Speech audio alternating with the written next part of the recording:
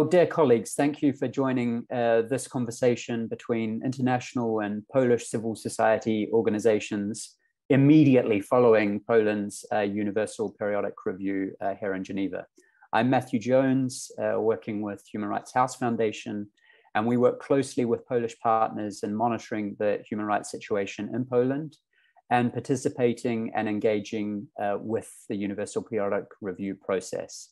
I'm joined by colleagues from Helsińskiej Foundation for Human Rights, Campaign Against Homophobia, and Client Earth. The purpose of today's conversation is, of course, to offer a rapid reflection on the recommendations that have been given by the many delegations, some 79 delegations as part of today's UPR of Poland. If I could just begin by turning to each of the panelists to offer a very quick introduction. Thank you, Matt. Good afternoon, everyone. My name is Małgorzata Szuleka. I'm a lawyer and board member of the Helsińskiej Foundation for Human Rights. We are one of the biggest and oldest human rights organizations in Poland, for the fourth time engaged in the UPR process concerning Poland. It's a pleasure to be here today. Hello, thank you, Matthew. I'm Justyna Nakielska. I'm an advocacy officer at Campaign Against Homophobia Association, one of the biggest organizations fighting for LGBT human rights for the second time engaged in the UPR process. Thank you. Thank you, Matthew. Thank you for having me here today. My name is Zuzanna Rudzińska-Bluszcz, and I'm the president of the management board of Client Earth Foundation in Poland. Thank you, Matthew. Hello, my name is Konrad Siemaszko. I'm also a lawyer with the Helsińskiej Foundation for Human Rights that Gosia has already introduced, one of the oldest and biggest NGOs in Poland, human rights NGOs in Poland. At the Helsińskiej Foundation, I specialized in freedom of expression and freedom. I want to begin by turning to Gosia with Helsińskiej Foundation for Human Rights. Already just to give an initial kind of reflection of what we've heard this morning from the Human Rights Council and from the review of Poland. There was quite a large delegation coming from Poland, including at ministerial level. Poland was pretty robust in defending its domestic human rights policies and practice over the past 4.5 to 5 years.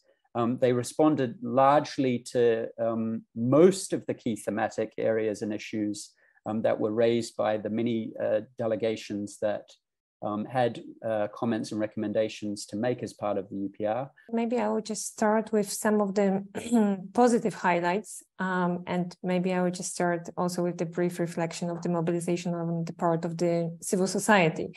So although the Polish organizations participated in all four procedures, I think the 2022 procedure was significant given how many organizations mobilized and how many reports we submitted. So only Helsińskiej Foundation for Human Rights participated in 4 different coalitions, and I'm happy to see the representatives of the coalitions being here today with us. But it was also groundbreaking for us that we try to explore new territory. So that is the first time, and I'm sure Zuzanna is going to speak more about it, when we also reflected on the new modern crisis, like for example, climate crisis and its influence over the human rights protection. So that's the first thing. And second thing, just coming to the brief overview of the recommendations, and actually maybe not even the recommendations, but actually what happened today in the morning, is that I noted 3 things. So first thing is the overarching issues that were underlined by almost every country delegation taking the floor today, was praising Poland for this immense mobilization in response to the war in Ukraine and the efforts of the Polish state and most importantly also Polish society in welcoming people fleeing Russian invasion in Ukraine. And it goes without saying that this effort and this mobilization is praiseworthy, and I'm very glad that it was reflected in such a high numbers today in the morning. The second thing that was an overarching issue, it's, I would rather say, bittersweet for us, because many of the country delegations reflected on the adoption of the new national plan for the equal treatment. And although it is like in Poland, where the entire human rights system lacks any comprehensive programs and strategies and coordination between the ministries, the program is actually something that we've been all looking for. But the program is an absolute minimum. What should the state deliver on the score of the equal treatment? Not to mention the fact that the program doesn't even mention the LGBT rights. So with that, I think the program is incomplete, and I was very surprised to see that it wasn't spotted by any of the delegations today. Now, two more observations is that comparing to the last session 5 years ago, I think, but I still need to count it down, that the number of the rule of law recommendations is smaller than it was 5 years ago. And this is a huge disappointment for us, because the rule of law, in our opinion, remains a huge systemic issue. And without guaranteeing the independence of judiciary, we can't talk about the effective protection of human rights on any of the categories, be it the migrants' rights, refugees' rights, media freedom, you name it.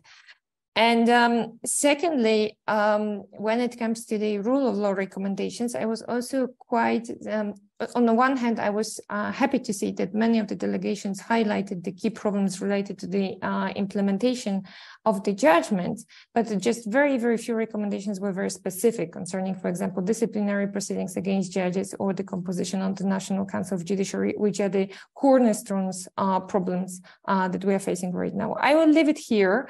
I'm afraid I could continue for many hours to come, but I'm mindful of the time, so I'll just pass over to you, Matthew. Thanks, Gosia. Like yourself, Zuzanna has been involved, I think, over many UPR cycles with Poland. Zuzanna, of course, you join us today with the organization Client Earth. And maybe give us a sense of today's UPR in the context now of 4 cycles of the UPR and how maybe we see this in the context of what we've also seen historically with Poland's UPR. Zuzanna, you have the floor. Thank you, Matthew. Thank you very much for having me here. Małgorzata didn't mention this, but it was Helsińskiej Foundation for Human Rights that gathered us all together in this 4th UPR cycle, and I'm very grateful for this. This, as Małgorzata mentioned, shows that Polish NGO sector can collaborate together and stand firmly on the ground of human rights, which are universal.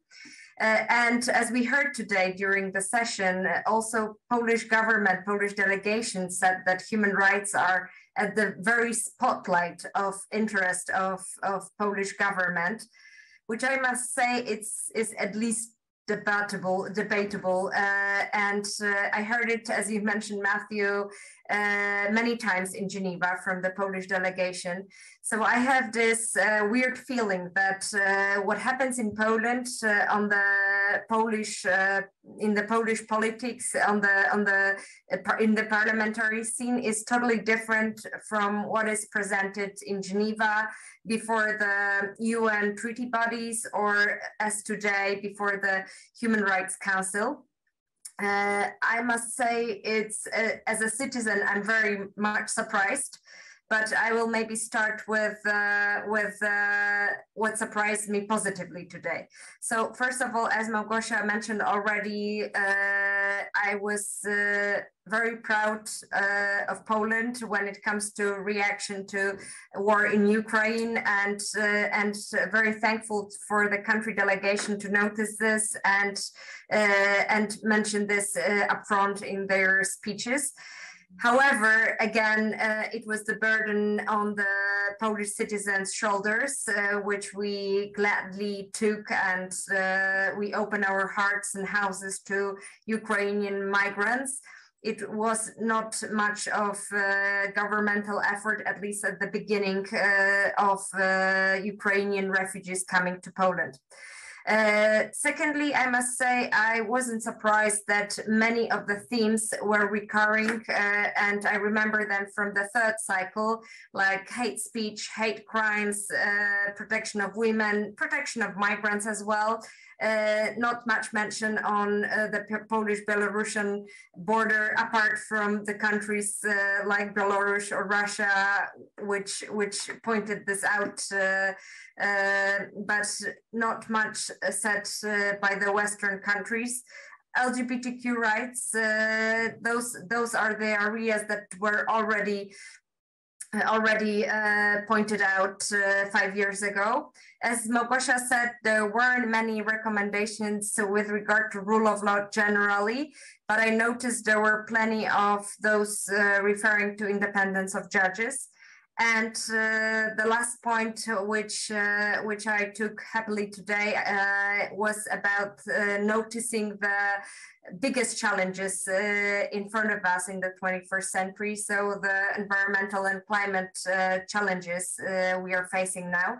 And for the first time in history, Poland got 4 recommendations in this respect, which I will gladly talk about at later stage of our meeting today. Thank you, Zuzanna. And we'll come on to particularly constitutional and rule of law issues shortly, but just to continue this kind of brief overview of the process, I want to turn to Justyna next with Campaign Against Homophobia. Justyna, if you could just give a few reflections yourself on listening to the UPR process this morning, you know, how that sits with you and your organization and the work that you do. Justyna, I give you the floor. Thank you, Matthew. Hello, all. I would like to reiterate some words already said by Małgorzata and Zuzanna, that I'm really happy that civil society in Poland cooperated strictly, and I think today we saw fruits of our common efforts. It's a big day for us to do this preliminary celebration, if I can say so, because of so many recommendations that appeared. And maybe I will start not from the war in Ukraine, as my colleagues have already commented on that, but more specifically, I would like to notice a very important fact from our perspective, LGBT-specific organization, that today, basically 30% of the present delegations did mention or did do LGBT-specific recommendations. We saw the topic being recurrent. Maybe we can comment on the specificity of these recommendations later on, but I would like to note the fact that it was one of the recurrent topics. I would like to say a few words about national action plans for equal treatment. As Małgosia mentioned, indeed, it was surprising for me to hear so many delegations mentioning it without going into details, because as it's been said, the plan does not mention LGBT acronym as a whole nowhere in the text. We have vague mentions about sexual orientation, and also the person responsible for putting this national plan in practice has voted in favor for stop LGBT bills that would, in the parliament last year, that would severely affect freedom of assembly of our community. And just as a way of introduction, I would like to mention also the very important fact, but very sad one, that most of the countries mentioning LGBT specific recommendations were actually concentrating on amending properly the existing legislation. In my opinion, It shows the severe situation lived by LGBT community in our country. We've heard words like stigmatization, marginalization of LGBT community. And I think it's very significant that most of the delegations concentrated on such basic things as security, dignity of LGBT community. And I will stop here and I will pass it to you, Matti, again. Thank you. Thank you, Justyna. And finally, I want to turn to Konrad, also with Helsinki Foundation. A lot of good remarks on the general level has already been mentioned. I was glad to hear rule of law issues raised several times, and the question of discrimination, including LGBT rights, raised several times. Justyna mentioned it, but saddened to hear so little about the humanitarian crisis at the Polish-Belarusian border, except from some rogue states that rather settled in on that faith. I have focused during the session mostly on the media freedom for expression that I specialized in, and just on a bird's eye view on this part, I counted 10, I think, delegations that have provided recommendations to Poland on media freedom out of 79, as you said, Matthew, which participated in the sessions. I was sort of hoping that there would be more recommendations taking into account the sharply deteriorating state of media freedom in the last years. And what is perhaps even more disappointing is that, if I'm correct, I haven't heard any responses whatsoever from the Polish delegation on the freedom of expression, media freedom issues. When it comes to recommendations in this area, most of them were quite on the general level. And due to this, in a way, they did touch upon most of the key issues, but mostly on the very vague, high level.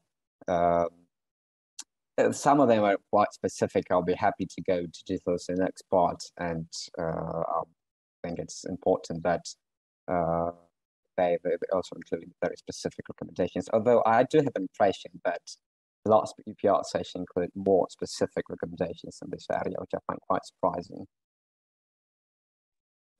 Good, thank you, Konrad. And I think it's fair to say from our side, from the side of Human Rights House Foundation, we've definitely noticed, not just in the context of Poland's UPR, but in general in the UPR process, there is a trend towards delegations giving shorter interventions in the context of the UPR, tending to focus less on analysis and the overall situation.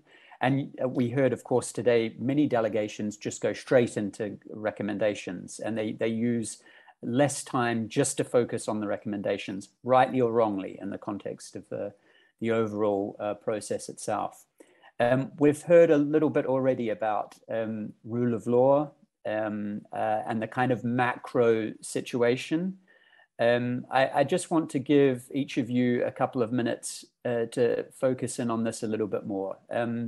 By my count, we had nearly a quarter of all recommendations relating either to the implementation or signing or ratification of international conventions or optional protocols to conventions, or specifically on the issue of rule of law, the independence of the judiciary. I mean, Gosha's already mentioned that there seemed to be quite a bit less recommendations in this cycle than there was in the last cycle. I would definitely agree with that analysis.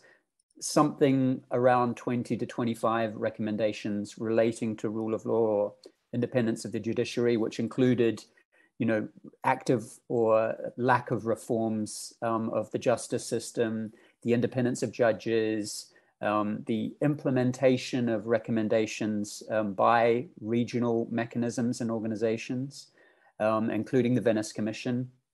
And then, of course, the ratification of international instruments, the ratification on the Convention on Enforced Disappearance, the Convention on the Rights of Migrants. We heard quite a number of delegations raise ratification of the optional protocol to the Convention on the Rights of the Child, which allows individual communications, also to the optional protocol on the Convention of Economic, Social, Cultural Rights. Quite a large number of recommendations relating to ratifying existing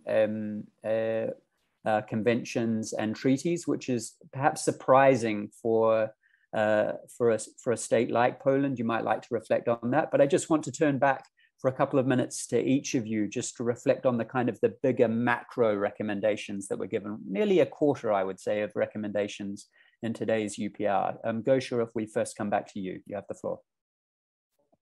So maybe I would just start with the recommendations on the rule of law, because these were the one we advocated most in our reports. And first of all, I'm very surprised with that disproportion, because one may think that 5 years ago, when we had much more recommendations on that regard, there were definitely less to cover when it comes to the rule of law crisis in Poland. Whereas after 5 years, there's dozens of problems that could be tracked by the recommendations. And I also understand that it's not very high on all countries' agenda. To rule of law isn't maybe the highest priority for some countries, but there are still certain issues concerning the functioning of the judiciary that could be spotted as consequences of the rule of law crisis and could have been reflected by the delegations and in the recommendations. I'm saying, for example, about the systemic problem of the length of the proceedings. By my account, 5 years ago, it was mentioned a couple of times in the recommendations. Now it hasn't been mentioned at all. Whereas we saw in the last 5 years that the proceedings before the Polish courts are getting longer and longer, mainly because of these huge reforms that are happening in the last 5 years. So that's the first thing. When it comes to recommendations as such, I think they pinpointed those that were concerning rule of law issues that just spotted the very problems where they are right now. So the disciplinary proceedings against judges, the composition of the National Council of Judiciary, but no one mentioned, for example, the Constitutional Tribunal. That was a huge issue 5 years ago. Now it hasn't been mentioned at all, or only a couple of times. Why not? The problem, this is still the beating heart of the corrupted rule of law system in Poland. And this is the tool in the hands of the government to rubber stamp the changes implemented by the governing majority. So it's a bit of it's a bit sad that it wasn't reflected at all today in the discussion. Then on the other hand, there was several recommendations concerning the National Council of Judiciary, which is a good sign. And to that, the government reacted in the defense narration, saying that the National Council of Judiciary is composed in the light of the international standards, and also evoked the Spanish example, which we also heard at the national level so many times over the years. There were also just very, very few recommendations concerning the functioning of the prosecution system, which was also, again, one of the overarching issues 5 years ago, but this time it wasn't reflected at all, or just very, very tiny, which I think is a bit of lack of comprehensiveness of those recommendations, because if so many recommendations are focused on combating hate crimes, how can you do it without the effective prosecution system? So that's why I would urge the diplomatic community to look into the problems from a much more comprehensive global manner and see that the rule of law crisis is really in the center of that. Thank you, Gosha. I want to turn to you now, Zuzanna, not just to reflect specifically on rule of law issues, but also your organization has a particular focus on environmental related rights. We heard a small handful of recommendations given in relation to human rights in the environment, including climate change adaptation strategies, the actual participation of women and children in designing strategies around climate adaptation.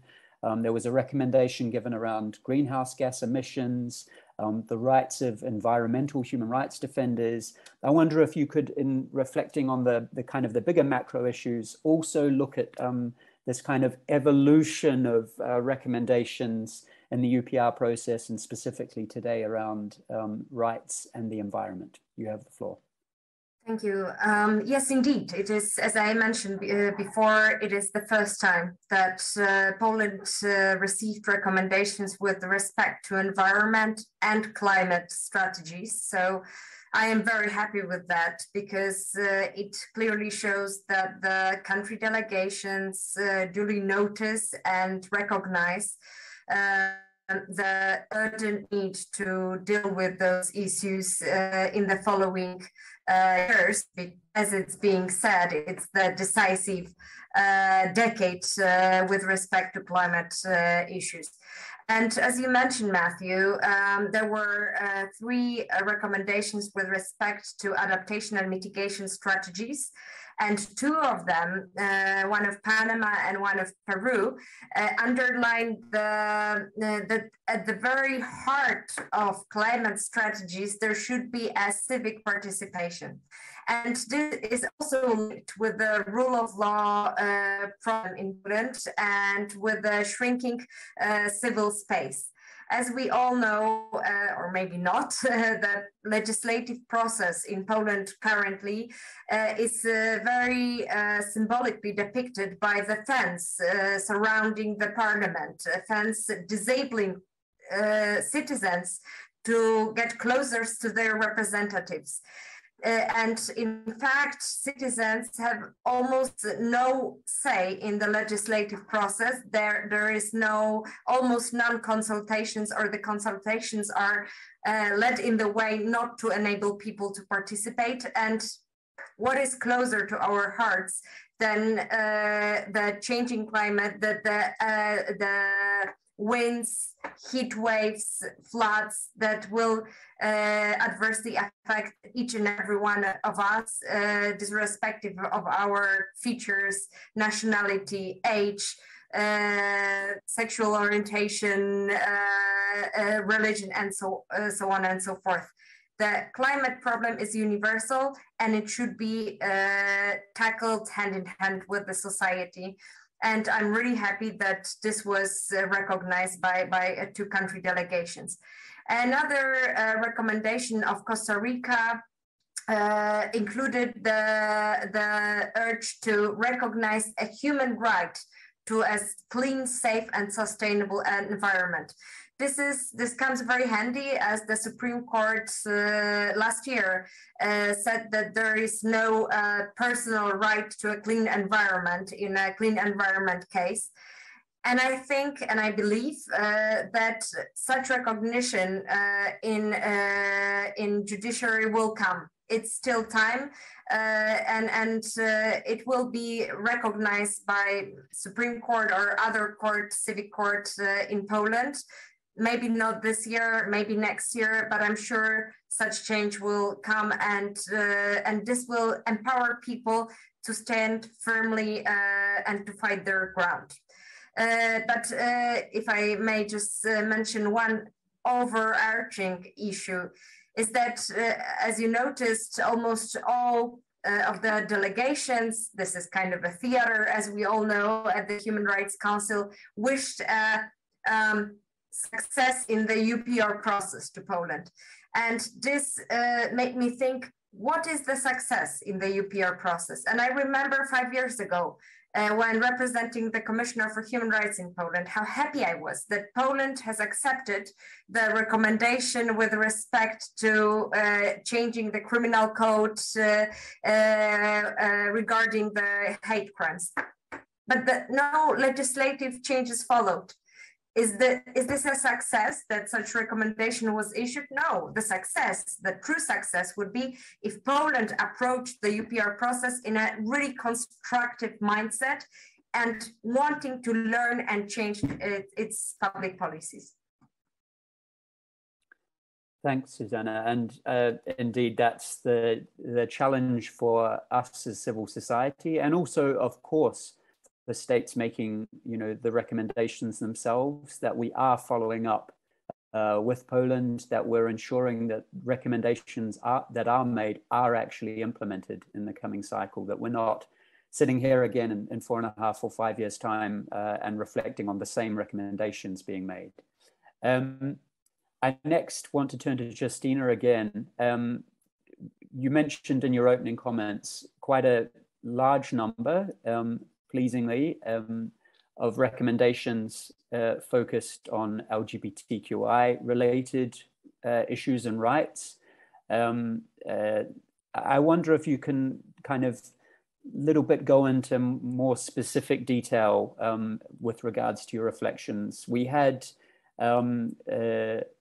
around 20 specific sexual orientation and gender identity related recommendations. There were recommendations related to gender-based violence, quite prominent, actually, more prominent, I would say, in this UPR cycle than in the last.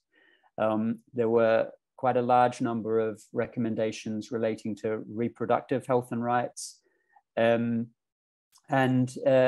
also the issue of same-sex partnerships was also raised by a number of delegations. So I wonder if you could just reflect specifically on that quite large number of recommendations that were made. Were there gaps that you saw? And also, you know, if you're a kind of, if you're sitting on the sidelines in this process and you come and you listen to the UPR of Poland, what would you come away with when it comes to this area of rights related issues for Poland? Where really should they be focusing their attentions in the coming years? You have the floor. So I think I will start from where actually Zuzanna finished, because this is our main problem. We are meeting at a session. The government responds to the recommendation saying that in legal acts of Republic of Poland, everybody are protected. You cannot discriminate anybody on any grounds, but in practice, sadly, it looks differently. And here comes the reality.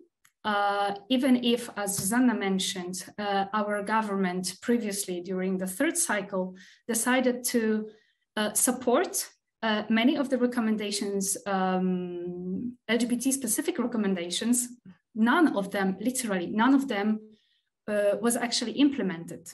I think when it comes to a general overview, what's been said, what we've heard today during the session, it is kind of significant for us that less delegations have actually mentioned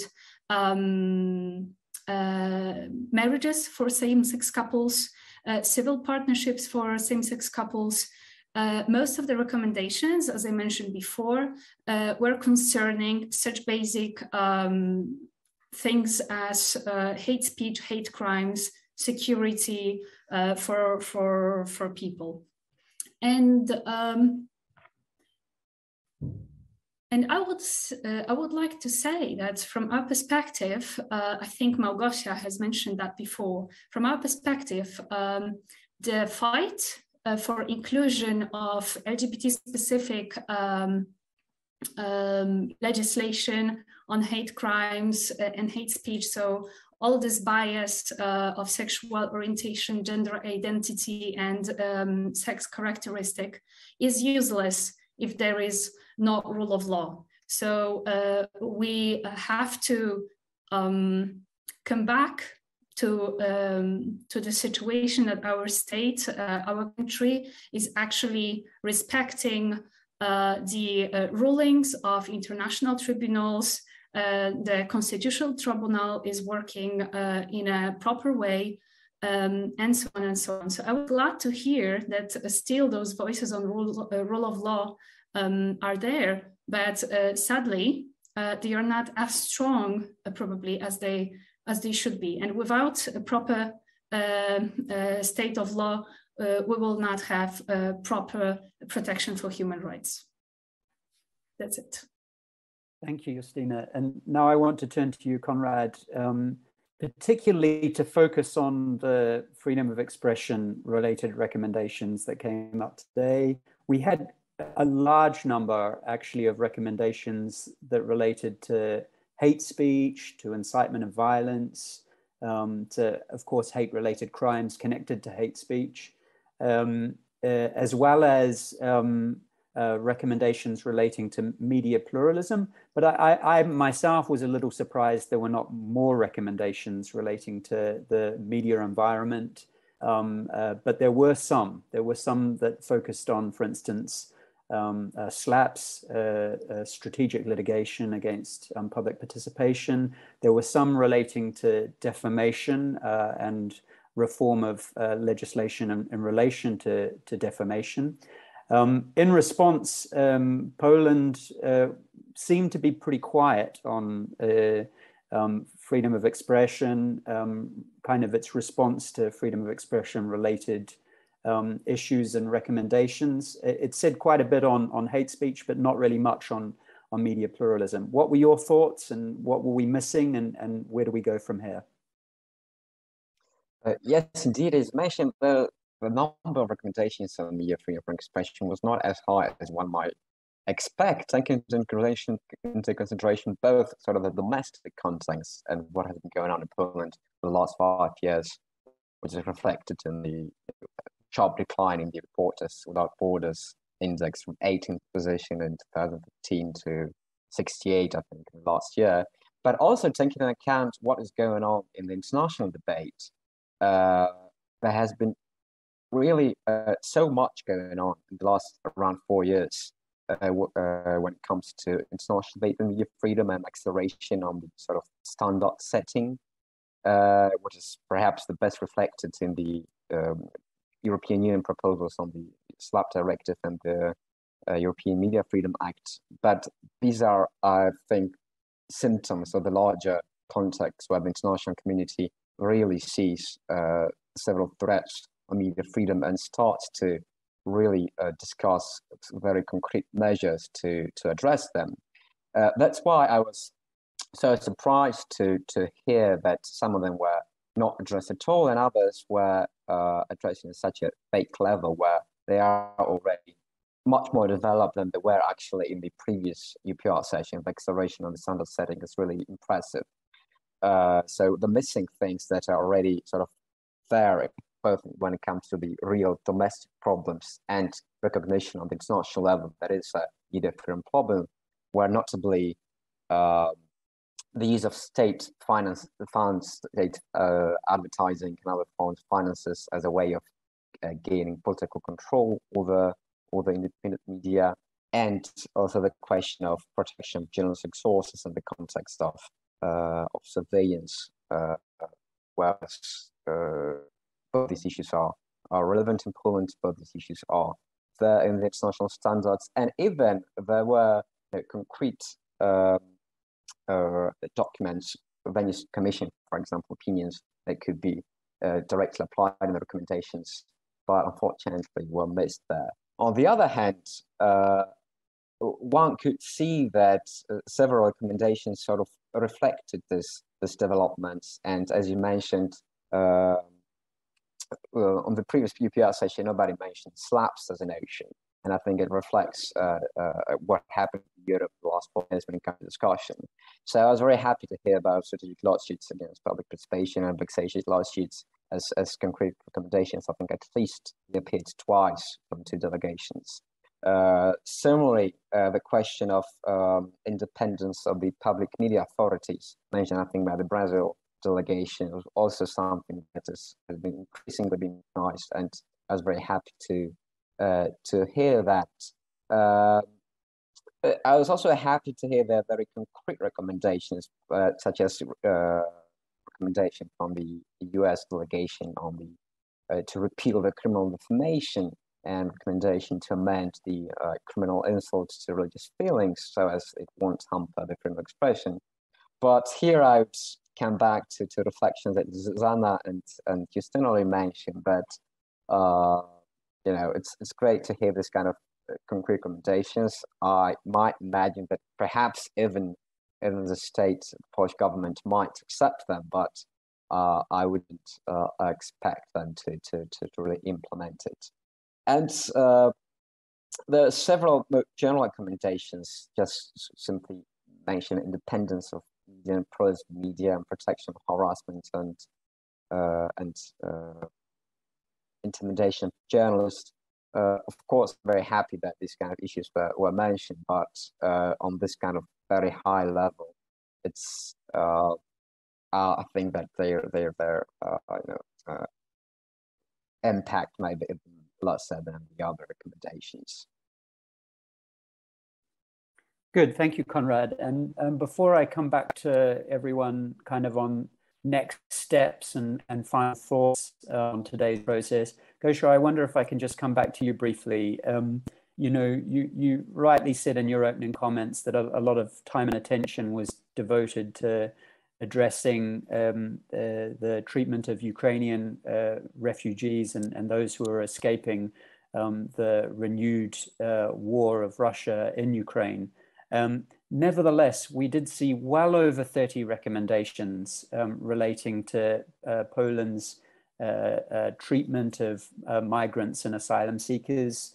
There were kind of a range of different areas of focus, from general protections to treatment of unaccompanied children, to treatment specifically of minorities, including sexual minorities in the asylum process, monitoring on the border. One delegation even said that, you know, there should be space for the Human Rights Council to be doing some form of monitoring on the border, and also recommendations relating to the treatment of NGOs and human rights defenders who are monitoring this issue. I wonder if you could just briefly reflect specifically on these few dozen recommendations in relation to migrants and asylum seekers. Absolutely, and thank you, Matthew, for raising that point. There were just too many things to reflect on, and I'm happy that we still have time to discuss that further.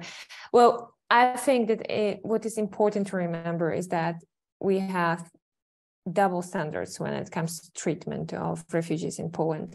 And whereas so much, and as I said, deservedly, spotlight is being put on the situation of the refugees fleeing Ukraine, 100 kilometers up north, the situation on the Polish-Belarusian border is completely different. And as of middle of last year, we've been observing and monitoring the humanitarian crisis that is going on there, and the legalization of pushbacks and numerous human rights abuses. Also examples of excessive use of force by the border guards, pushbacks, separation of families, the situation of unaccompanied children. And unfortunately, the problem there still is, the crisis there is still ongoing. And on one hand, I was very happy to hear that this problem, in general, the treatment of asylum seekers was raised in the recommendations, and as you rightly spotted, from very general recommendations to much more specific, especially those that called upon Polish government to individually assess each case of an asylum seeker, which is the rule number one in terms of in the procedures for applying for the international protection. And we saw so many examples over the year when this rule was violated. So on one hand, I'm happy to see that the international community interest in that problem still remains. On the other hand, because we are CSO, so we always can expect more and demand more from the countries. I wish there had been more actually very specific recommendations to the situation at the Polish-Belarusian being made by the democratic community, because otherwise the situation is instrumentally and cynically played out by certain governments. So I think that there is a lots of room for both countries and civil society to monitor, and I think that migration will be becoming more and more pressing issues in the upcoming years. there's still a lot to be done on the systemic level when it comes to full protection of migrants' rights in Poland. But the most pressing problem right now is the situation on the Polish-Belarusian border, and the situation there really requires the international attention from both the diplomatic community and international humanitarian organizations. Good, thank you, Gosia. And now I just want to return to each of the panelists, beginning with Zuzanna, just to give really just 1 minute to kind of give your final reflections and looking forward. You know, we've seen with the evolution of the UPR process that rightly there is more emphasis now on implementation, where before we really did focus on the recommendations being given in Geneva. Now it's really about implementation on the ground. So if you could just kind of give a few thoughts on the process and the next steps, and perhaps an indication as to how delegations can be engaging with your organization on some of the specific recommendations related to your subject of interest. You have the floor. 1 minute, very challenging. Well, I would say two things. The first thing is that a call to our government, to the current government and future governments. We have popular elections coming next fall. Please treat UPR and civil society as a whole as a help for you to govern better, for you to address more in a better way the challenges facing governments and Polish society in the 21st century, and not as a formality or enemies that you have to just ignore at best. So this is my call to all those active in the public sphere. And second issue is that I would love the country delegations and the whole UPR process to shift into a process on merit. So a process that will really see the insight that not only the formal adoption of laws, as mentioned today a few times, is needed, but the true recognition and enforcement of those laws in practice, because this is what changes the human rights situation on the ground, not only the legal provisions which are not respected, which are not used by the authorities, which is the case, unfortunately. Good, thank you, Zuzanna. Justyna, I give you the floor just to give some final reflections on today and looking forward. Thank you, Matthew. I would like to express my hope as well that all these recommendations that we've heard today, even if many times they are pretty vague, will be implemented in practice, will be introduced to a Polish legal system, because that would be a big change for us already. And I would like to say that even if our rights are taken away, even if we notice since many years shrinking civil society space, we are still pretty strong. And when there is more oppression, the more resistance is being born, and we will not give up on actually pressuring our government to introduce something they promised to introduce. And having said that, we are counting still on other countries to partner on this process with us, being strong, being in touch with us, because we are playing on the same side. Thank you. Thank you. And Konrad, some final thoughts and reflections from you.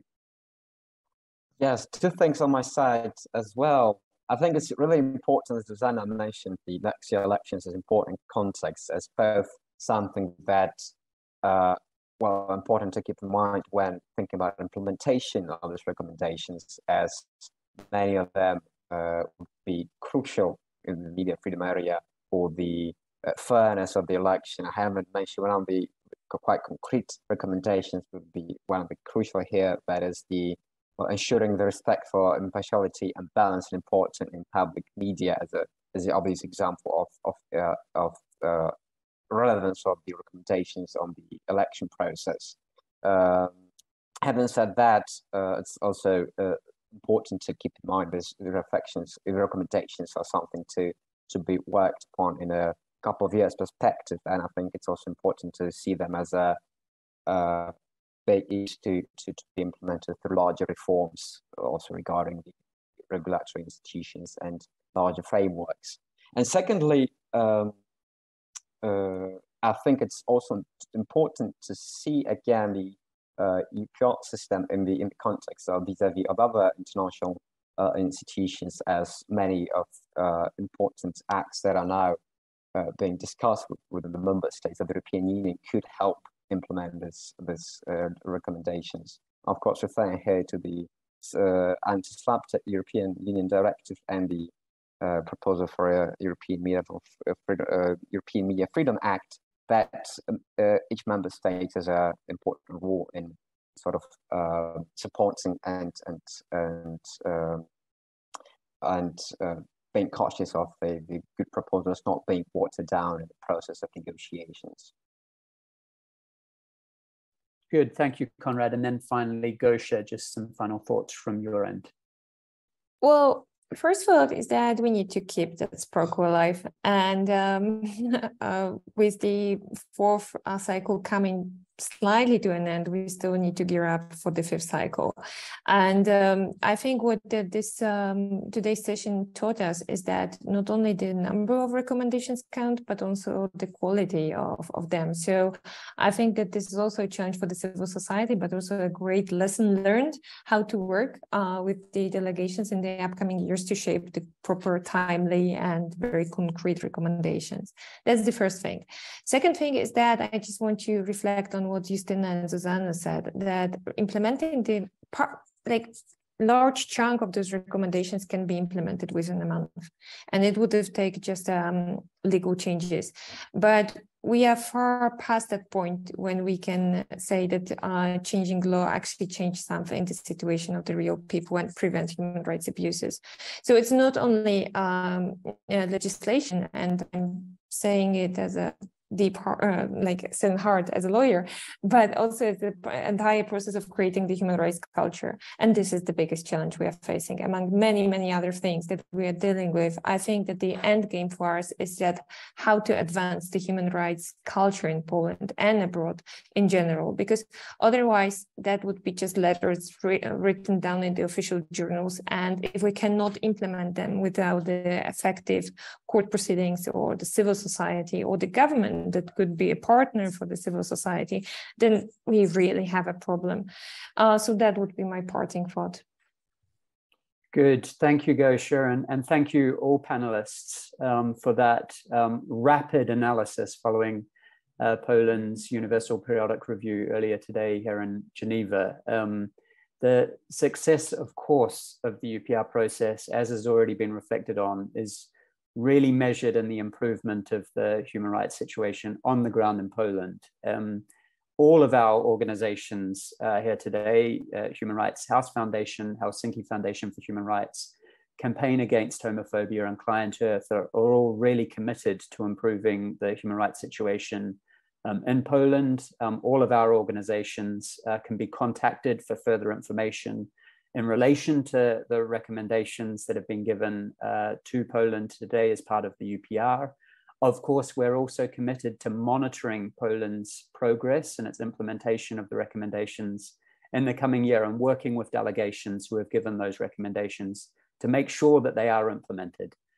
That's it from us today. Once again, a big thank you to all of our panelists, and we move forward together on Poland's UPR. Thank you and goodbye.